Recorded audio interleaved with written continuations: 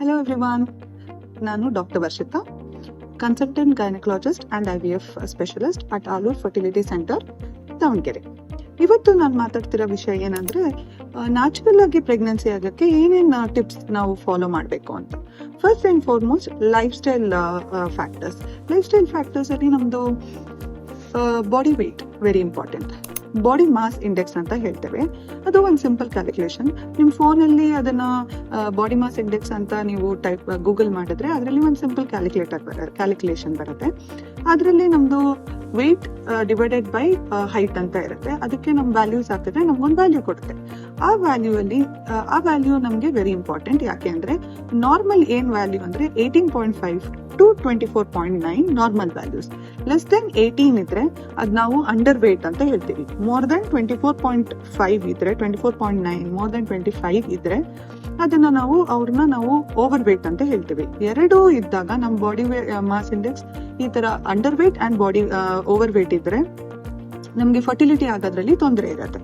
So ನಮ್ಗೆ normal BMI ಬರಕ್ಕೆ ಏನೇನ್ ಫಾಲೋ ಮಾಡ್ಬೇಕು? ಫಸ್ಟ್ ಡಯಟ್ ಅನ್ನೋದು ವೆರಿ ಇಂಪಾರ್ಟೆಂಟ್ ಆಗುತ್ತೆ. ಪ್ರೋ ಫರ್ಟಿಲಿಟಿ ಡಯಟ್ ಅನ್ನೋದು ಇಂಪಾರ್ಟೆಂಟ್. ನಮ್ ಡಯಟ್ ಬ್ಯಾಲೆನ್ಸ್ಡ್ ಆಗಿರ್ಬೇಕು ಮತ್ತೆ ನ್ಯೂಟ್ರಿಷಿಯಸ್ ಆಗಿರ್ಬೇಕು. ಏನೇನ್ ನ್ಯೂಟ್ರಿಷನ್ ಅದರಲ್ಲಿ ಇರ್ಬೇಕು? First and foremost folic acid ಅಂದ್ರೆ ಈ ನಮ್ ಕಡಲೆಬೇಳೆ, ಪಾಲ್ಕ ಸೊಪ್ಪಲ್ಲಿ, ಮತ್ತೆ ಬೀಟ್ರೂಟು, ಕ್ಯಾರೆಟ್ ಅದರಲ್ಲಿ ಜಾಸ್ತಿ ಇರುತ್ತೆ. ಮತ್ತೆ ಸೆಕೆಂಡ್ ಅಂಶ ವಿಟಮಿನ್ ಸಿ ಅಂದ್ರೆ ನಮ್ಗೆ ನಿಂಬೆ ಹಣ್ಣಲ್ಲಿ, ಗುವಾವಾ ಹಣ್ಣು, ಪೇರ್ಲೆ ಹಣ್ಣು ಮತ್ತೆ ನಲ್ಲಿಕಾಯಲ್ಲಿ ಜಾಸ್ತಿ ವಿಟಮಿನ್ ಸಿ ಅಂಶ ಇರುತ್ತೆ. And then iron content, green leafy vegetables ಮತ್ತೆ ಪೌಲ್ಟ್ರಿ ಐಟಮ್ಸ್, ಫಿಶ್, ದೆನ್ ಎಲ್ಲಾ ತರ ಅವರೆ ಬೇಳೆ, ತೊಗರಿ ಬೇಳೆ, ಹೆಸರು ಕಾಳು, ಕಡಲೆಕಾಳು, ಶೇಂಗಾ, ಇದನ್ನೆಲ್ಲ ನಮ್ಮ ನ್ಯೂಟ್ರಿಷನ್ ನಮ್ಮ ಡಯಟ್ ಅಲ್ಲಿ ಇನ್ಕ್ಲೂಡ್ ಮಾಡಬೇಕು. ಹಾಗೂ ಗೋಧಿ, ಜೋಳ, ರಾಗಿ ಇದನ್ನೆಲ್ಲ ನಾವು ಉಪಯೋಗ ಮಾಡಬೇಕು. ಎಲ್ಲದನ್ನು ನಾವು ಬ್ಯಾಲೆನ್ಸ್ಡ್ ವೇ ಅಲ್ಲಿ ಉಪಯೋಗ ಮಾಡಬೇಕು. ಅಂಡ್ ಮೂರನೇದು ಎಕ್ಸಸೈಸ್. ನಾವು 30 minutes ಆಫ್ ಮಾಡರೇಟ್ ಎಕ್ಸಸೈಸ್, ಯಾವುದೇ ತರ ಎಕ್ಸಸೈಸ್ ನಿಮಗೆ ಕಂಫರ್ಟಬಲ್ ಎಕ್ಸಸೈಸ್ ಇರೋದನ್ನ ನೀವು ಮಾಡಿ. ಯೋಗ, ಏರೋಬಿಕ್ಸ್, ಜಿಮ್, ವಾಕಿಂಗ್, ಯಾವುದೇ ತರ ಎಕ್ಸಸೈಸ್ ಮಾಡ್ಬೋದು. ಅದನ್ನ 3 to 4 times per week ಮಾಡಿದ್ರೆ ನಮ್ಗೆ ನಮ್ ಬಾಡಿ ವೆಯ್ಟ್ ನಾರ್ಮಲ್ BMI ಅಲ್ಲಿ ಇಟ್ಕೊಳ್ಳಕ್ಕೆ ನಮ್ಗೆ ಹೆಲ್ಪ್ ಮಾಡುತ್ತೆ. And third one habit. Coffee ಕುಡಿಯೋದು, ಕೆಫೀನ್ ಕಂಟೆಂಟ್ ಅಂದ್ರೆ ಕಾಫಿಯಲ್ಲಿ ಜಾಸ್ತಿ ಕೆಫೀನ್ ಕಂಟೆಂಟ್ ಇರುತ್ತೆ. ಅದನ್ನ ನಾವು 1 to 2 cups per day ಉಪಯೋಗ ಮಾಡಬೇಕು. ಆಲ್ಕೋಹಾಲ್ ಕುಡಿಯೋದು, ಸಿಗರೆಟ್ ಸೇದೋದು, ಗುಟ್ಕಾ ಹಾಕೊಳ್ಳೋದು, ಅದನ್ನೆಲ್ಲ ನಾವು ಸ್ಟಾಪ್ ಮಾಡಬೇಕು. ಅಂಡ್ ಫೈನಲಿ ಇಂಪಾರ್ಟೆಂಟ್ ಥಿಂಗ್ ಏನಂದ್ರೆ, ಓವ್ಯುಲೇಷನ್ ಟೈಮಲ್ಲಿ ಇಂಟರ್ಕೋರ್ಸ್ ಮಾಡಿದ್ರೆ ಕನ್ಸೀವ್ ಆಗೋ ಚಾನ್ಸಸ್ ಜಾಸ್ತಿ ಇರುತ್ತೆ. ಹೆಂಗ್ ಗೊತ್ತಾಗುತ್ತೆ ನಮ್ಗೆ ಓವ್ಯುಲೇಷನ್ ಪೀರಿಯಡ್ ಯಾವಾಗ ಅಂತ? ಅದು ಒಂದು ಫರ್ಟಿಲಿಟಿ ವಿಂಡೋ ಅಂತ ನಾವು ಹೇಳ್ತೀವಿ. ಅದು ಅರೌಂಡ್ 6 days ಸ್ಪ್ಯಾನ್ ಆಗುತ್ತೆ and it ends on the day of ovulation.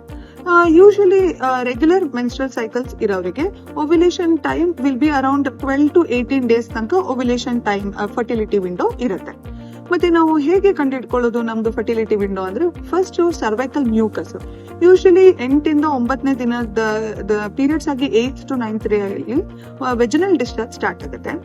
Initially slippery ಈ egg white consistency, egg white ತರ ವೆರಿ ಸ್ಲಿಪ್ಪರಿ ಕನ್ಸಿಸ್ಟೆನ್ಸಿಯಲ್ಲಿ ಮ್ಯೂಕಸ್ ಇದು ವೆಜನಲ್ ಡಿಸ್ಚಾರ್ಜ್ ಸ್ಟಾರ್ಟ್ ಆಗುತ್ತೆ. ಅದು ಡಿಸ್ಚಾರ್ಜ್ ಜಾಸ್ತಿ ಆದಂಗೆ ಓವ್ಯುಲೇಷನ್ ಟೈಮ್ ನಿಯರ್ ಬರ್ತಿದೀವಿ ಅನ್ನೋದು ಒಂದು ಇಂಡೈರೆಕ್ಟ್ ಪ್ರಿಡಿಕ್ಟರ್ ಅದು. ಅಂಡ್ ಒನ್ಸ್ ಓವ್ಯುಲೇಷನ್ ಆದ್ಮೇಲೆ ವೆರಿ ಥಿಕ್ ಮ್ಯೂಕಸ್ ಆಗೋಗುತ್ತೆ. ಸೊ ಈ ತರ ಚೇಂಜ್ ಇನ್ ಸರ್ವೈಕಲ್ ಮ್ಯೂಕಸ್ ಇಂದನೂ ನಮ್ಗೆ ಗೊತ್ತಾಗುತ್ತೆ ಓವ್ಯುಲೇಷನ್ ಟೈಮ್ ಆಗಿದೆಯೋ ಇಲ್ಲೋ ಅಂತ. Second one LH detection kit ಅಂತ ಇದೆ. LH detection kit urine pregnancy test ತರಾನೇ ಅವೈಲೇಬಲ್ ಇದೆ. ಸೊ ನಾವು ಒಂದು ಡ್ರಾಪ್ ಯೂರಿನ್ ಹಾಕಿದ್ರೆ ಒಂದು control line and test line ಅಂತ ಇರುತ್ತೆ.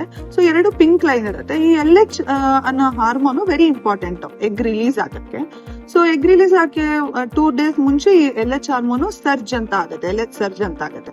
ಸೊ LH ಸರ್ಜ್ ಆದಾಗ ಈ ಲೈನ್ ಏನ್ ಟೆಸ್ಟ್ ಲೈನ್ ಇರುತ್ತೆ ಇದು ಡಾರ್ಕ್ ಪಿಂಕ್ ಆಗಿ ಕಾಣುತ್ತೆ. ಸೊ ಡಾರ್ಕ್ ಪಿಂಕ್ ಬಂದು ಇನ್ 2 days ಒಳಗಡೆ ಓವ್ಯುಲೇಷನ್ ಆಗುತ್ತೆ ಅಂತ ಇಂಡೈರೆಕ್ಟ್ ಆಗಿ ನಾವು ಹೇಳ್ಬೋದು. ಸೊ ನೀವು LH ಕಿಟ್ ನೀವು 8th day 9th day ಇಂದ ಸ್ಟಾರ್ಟ್ ಮಾಡ್ಬೋದು LH ಡಿಟೆಕ್ಟ್ ಮಾಡೋದು. ಎವ್ರಿ ಡೇ ಅರ್ಲಿ ಮಾರ್ನಿಂಗ್ ನಾವು ನೋಡ್ಕೊಂಡ್ರೆ LH ಹಾರ್ಮೋನು ಪೀಕ್ ಅಲ್ಲಿ ಇರುತ್ತೆ. ಸೊ ಆವಾಗ ನಮ್ಗೆ ಗೊತ್ತಾಗುತ್ತೆ ಯಾವತ್ತು LH ಸರ್ಜ್ ಆಗಿದೆ ಅಂತ. ಅಂಡ್ ಅಕ್ಯುರೇಟ್ ಆಗಿ ನಮಗೆ ovulation timing and egg tracking ಮಾಡಬೇಕು ಅಂದ್ರೆ ಫಾಲಿಕ್ಯುಲರ್ ಸ್ಕ್ಯಾನ್ ನಮ್ಮ ಫರ್ಟಿಲಿಟಿ ಸ್ಪೆಷಲಿಸ್ಟ್ ಹತ್ರ ಫಾಲಿಕ್ಯುಲರ್ ಮಾನಿಟರಿಂಗ್ ಸ್ಕ್ಯಾನ್ ಮಾಡಬೇಕಾಗತ್ತೆ. ಸೊ 9th 10th ಡೇ ಇಂದ ನಾವು ಫಾಲಿಕ್ಯುಲರ್ ಮಾನಿಟರಿಂಗ್ ಸ್ಕ್ಯಾನ್ ಸ್ಟಾರ್ಟ್ ಮಾಡ್ತೀವಿ. ಎಗ್ ಡೆವಲಪ್ ಆಗಿರೋದು ಗೊತ್ತಾಗುತ್ತೆ ನಮಗೆ ಅಂಡ್ ಎಕ್ಸಾಕ್ಟ್ಲಿ ಅಕ್ಯುರೇಟ್ ಆಗಿ ಎಗ್ ಯಾವಾಗ ರಪ್ಚರ್ ಆಗಿದೆ ಅಂಡ್ ಕರೆಕ್ಟ್ ಓವ್ಯುಲೇಷನ್ ಟೈಮ್ ಅಂತ ನಾವು ಪ್ರಿಡಿಕ್ಟ್ ಮಾಡಿ ಹೇಳ್ಬೋದು, ಅಕ್ಯುರೇಟ್ ಆಗಿ ಹೇಳ್ಬೋದು. ಸೊ ಆ ಡೇಸ್ ಅಲ್ಲಿ ನೀವು ಸೆಕ್ಷುವಲ್ ಇಂಟರ್ಕೋರ್ಸ್ ಮಾಡಿದ್ರೆ ಪ್ರೆಗ್ನೆನ್ಸಿ ಆಗೋ ಚಾನ್ಸಸ್ ಜಾಸ್ತಿ ಇರುತ್ತೆ. And one more important thing ಏನಂದ್ರೆ ಫೋಲಿಕ್ ಆಸಿಡ್ ಸಪ್ಲಿಮೆಂಟೇಷನ್ 3 months ಮುಂಚೆ ತಗೊಳಕ್ ಸ್ಟಾರ್ಟ್ ಮಾಡಬೇಕು ನಾವು.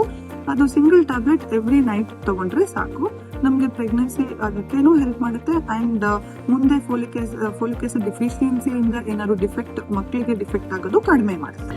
All the best.